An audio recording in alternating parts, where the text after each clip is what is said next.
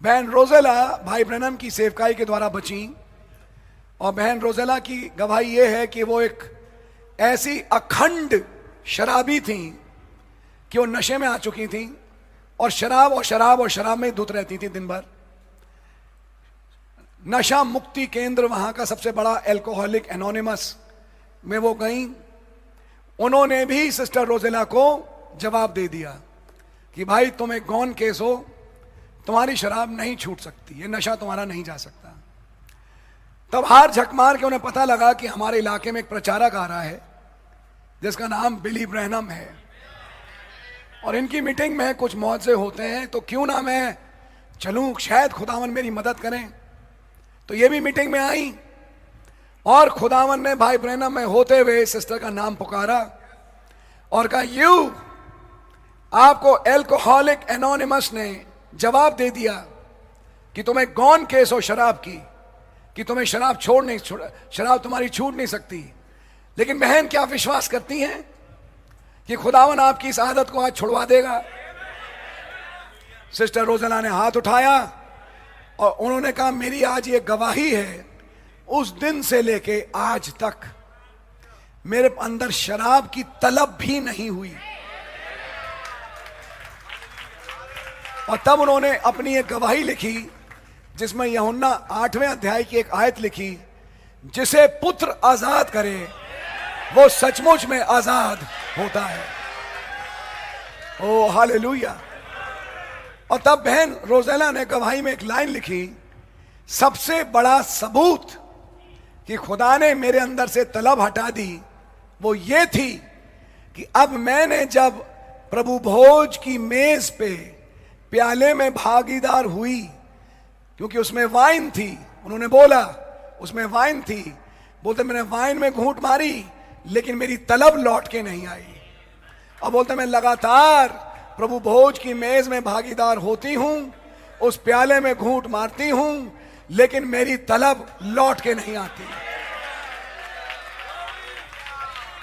You see, ये है हमारा खुदा।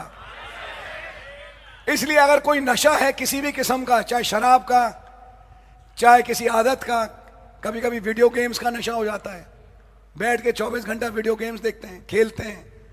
इसमें बड़े बड़े पास्टर भी हैं, मैं सच्चाई बता रहा हूं। बड़े बड़े प्रचारक वीडियो गेम्स के शिकार हैं, घंटों बैठे रहते हैं वीडियो गेम्स पे या नेट के ऊपर। और बच्चे तो हैं ही हैं, और अगर आपका बच्चा मोबाइल का एक गुलाम बन चुका है, जैसे आज की पीढ़ी बन रही है, बच्चों को समझाते हैं लेकिन बच्चा बस बैठा हुआ है, ये एक समझो नशा है। तो आज मैं आपको गवाही बता रहा हूं, जिसे ने पुत्र आजाद करे। इस नबी के मैसेज में इतनी ताकत है कि वो हर किस्म के नशे को खत्म कर सकता है। ये मेरी गवाही है नबी के मैसेज से। और आपके जीवन में भी किसी किस्म का भी नशा हो, आपके घर में, आपके बच्चों में, कहीं पर भी, आप विश्वास करें ब्रदर,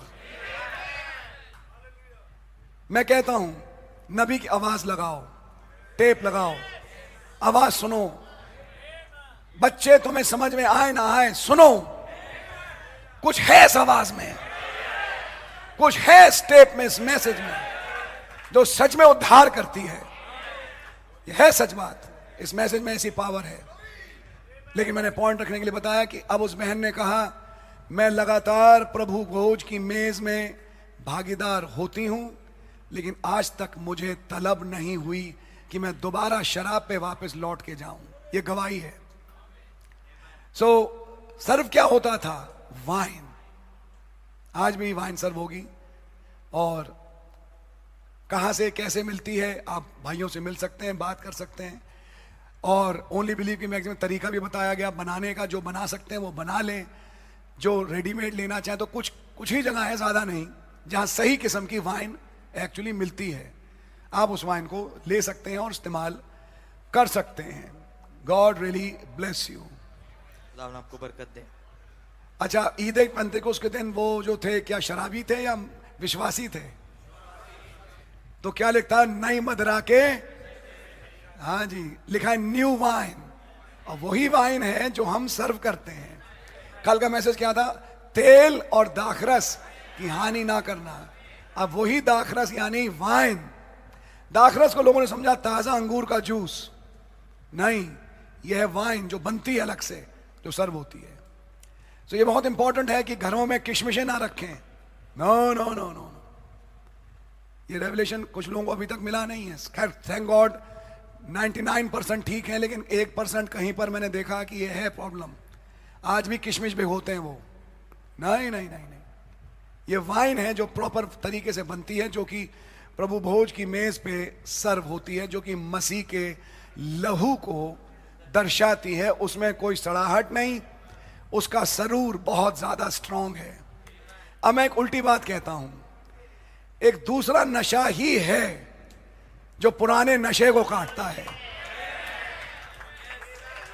नशा ही नशे को काटता है।